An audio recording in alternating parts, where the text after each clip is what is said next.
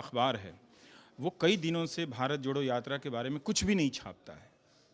तो उसके जो करोड़ों पाठक हैं उन्हें पता ही नहीं है कि विपक्ष का एक नेता 1000 किलोमीटर पैदल चला है। वो ज़रूर इस पर बहस करता कि उसका पैदल चलना व्यर्थ की राजनीति है, उस राजनीति से कोई फ़ायदा नहीं होगा, लेकिन पूरी तरह से उस खबर को गायब की जा रही है। बात विपक्ष को गायब करने की नहीं है, बात है डेमोक्रेसी के एक बहुत ही अहम एलिमेंट को गायब करने की। तो आप क्रिमिनल का काम कर रहे हैं। तो इसलिए हम सबको पहले इस लेवल पर अवेयर होना है। जो मैं बात कह रहा हूँ वहाँ तक पहुँचने में मुझे ही 27 साल लग गए। तो मैं दर्शक से या पाठक से उम्मीद नहीं करता कि वो भी कल पहुँच जाएं। मैं एक्सपेक्ट करता हूँ कि मुझसे ज़्यादा इंटेलिजेंट हैं, वो मुझसे भी फास्ट इस बात को समझने लगेंगे। नहीं समझेंगे तो वो जो मैं कह रहा हूँ वही होता हुआ देखेंगे, फिर उन्हें भी अफसोस होगा, फिर मुझे भी अफसोस होगा। वो मैं नहीं चाहता हूँ। उससे पहले लोग समझ जाएं और जो भी ऑल्टरनेटिव मीडिया डेवलप हो रहा है उसकी तरफ सपोर्ट करें। एक घटिया अखबार बंद कर दीजिए, 300 रुपया किसी को सपोर्ट कर दीजिए जो जर्नलिज्म कर रहा है, उसमें आपको फ्रीडम है। अगर वो नहीं कर रहा है तो फिर वो 350 रुपये आप किसी दूसरे यूट्यूबर्स को दे दीजिए, फिर किसी तीसरे को दे दीजिए। ये 20 साल से आपके घर में एक अखबार चला आ रहा है, वो आते आते रद्दी हो गया है। एक दिन उठ के देखिए कि उसमें वाकई कुछ नहीं है। तो ये सब प्रक्रियाओं से, बहस से, मंथन से जो नए पत्रकार आ रहे हैं, जो पढ़ रहे हैं, मुझे लगता है कि उनके सीने में भी आग भड़केगी और वो सोचेंगे, मतलब उस नींद से टूटेंगे, शेकअप होगा, स्टरर होगा। तो थोड़ा अच्छा है, इसमें बात आगे बढ़ती रहे। क्योंकि हमारे साथ हैं फेमस रवीश कुमार जी, और हमसे आप बस छोटे 3 सवाल पूछने थे, एक दो।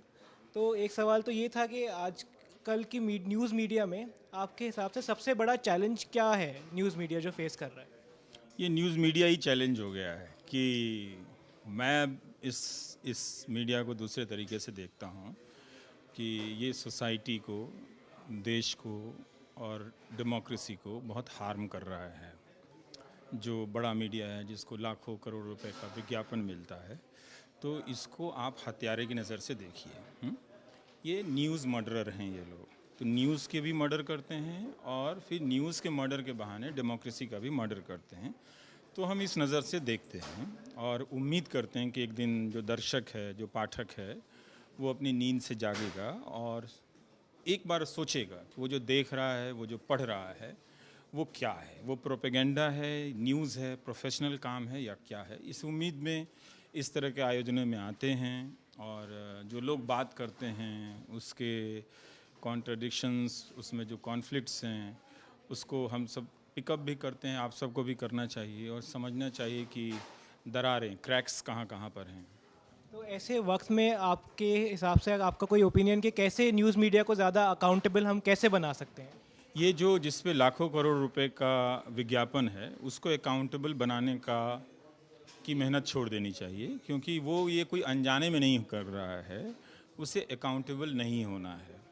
जब उसे बिना न्यूज़ किए हुए, बिना जर्नलिज़्म किए हुए, जर्नलिज़्म के नाम पे करोड़ों रुपए के विज्ञापन मिल रहे हैं, अच्छे पढ़े लिखे लोग वहाँ पर जा रहे हैं, तो वो क्यों अकाउंटेबल होगा, है ना? तो जो शहर में जो आवारा है उसको पहले बोलना चाहिए कि आप आवारा हैं, आप लोफर हैं। तभी वो फिर अंत में वो एक बार अपने बारे में सोचेगा कि क्या मेरा व्यवहार कोई ख़राब हो रहा है, गलत हो रहा है, या उसमें सुधार की बात होगी। इसे आप अकाउंटेबल बनाएंगे तो बिना मतलब का आपका वक्त बर्बाद होगा। आप लोगों को अकाउंटेबल बनाइए, लोगों को समझाइए कि आप एक रीडर के रूप में, एक व्यूअर के रूप में इतने इर्रेस्पॉन्सिबल नहीं हो सकते हैं कि जो न्यूज़ मीडिया करोड़ों रुपए का विज्ञापन लेके डेमोक्रेसी की हत्या कर रहा है उसको आप देखेंगे। तो आप लोगों में मेहनत कीजिए, तो हो सकता है कि 10, 5, 100 लोग ना देखें, उन पे कोई फ़र्क नहीं पड़ता है। और ऐसे वक्त में जब पब्लिक डिस्कोर्स इतना पोलराइजिंग हो गया है, ऐसे वक्त में मीडिया रंबल जैसे फोरम्स की क्या भूमिका है? देखिए, पोलराइज नहीं हुआ है, क्रिमिनलाइज कर दिया गया है इश्यूज़ को पोलराइज के नाम पे। पोलराइज तो होता है कि दो तरह के मत हैं और दोनों तरह के मत को लेकर ढंग से तथ्य रखे जा रहे हैं, फिर उसमें बहस हो, क्योंकि हम तो हर चीज़ का अंतिम निष्कर्ष नहीं जानते हैं। लेकिन अगर उसमें बहस हो रही है, दोनों तरफ से तथ्य जो हैं ईमानदारी से रखे जा रहे हैं, इस तरह से नहीं कि एक हिंदी का सबसे बड़ा अखबार है, वो कई दिनों से भारत जोड़ो यात्रा के बारे में कुछ भी नहीं छापता है।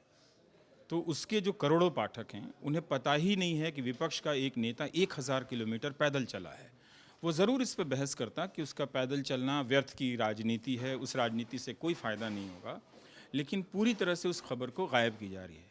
बात विपक्ष को गायब करने की नहीं है, बात है डेमोक्रेसी के एक बहुत ही अहम एलिमेंट को गायब करने की। तो आप क्रिमिनल का काम कर रहे हैं।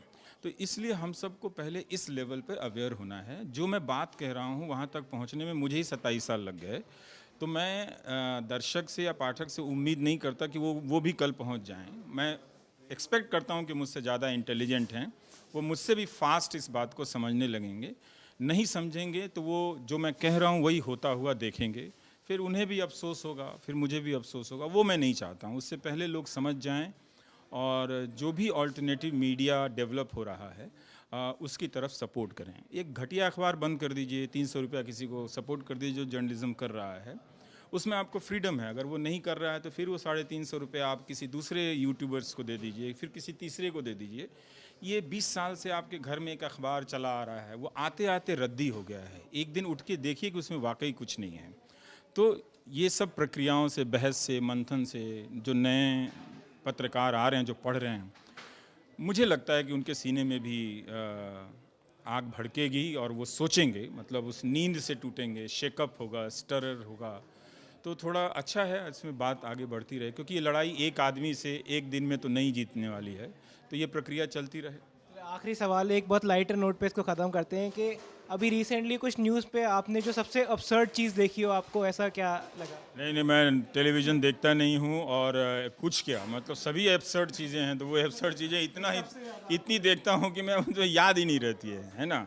एक अखबार में निकला कि एक शहर स्वच्छता में नंबर 1 कर गया है। उसी खबर उसी पेपर पे, उसी पेज पे छपा हुआ है कि उसमें पानी, किसी मोहल्ले में लोग पानी नहीं आ रहा है तो पानी के कारण घर छोड़ के जा रहे हैं।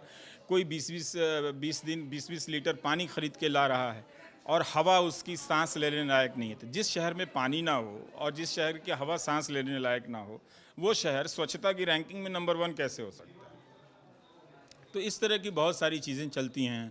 हमारे प्रधानमंत्री के बोले गए बहुत सारे अंतर्विरोधी बयान सब चलते रहते हैं, जो इधर से उधर भटकाते रहते हैं। उन पे कोई कॉन्टेस्ट नहीं करता है, कोई फैक्ट्स नहीं रखता है। तो सारे उनके बोले हुए वैसे बयान जो फैक्ट्स के आधार पर चेक किए जा सकते थे, अनचेक्ड गए। तो ये दुनिया के पहले प्रधानमंत्री हैं जो अनचेक्ड रहे, इनको कोई चेक नहीं किया।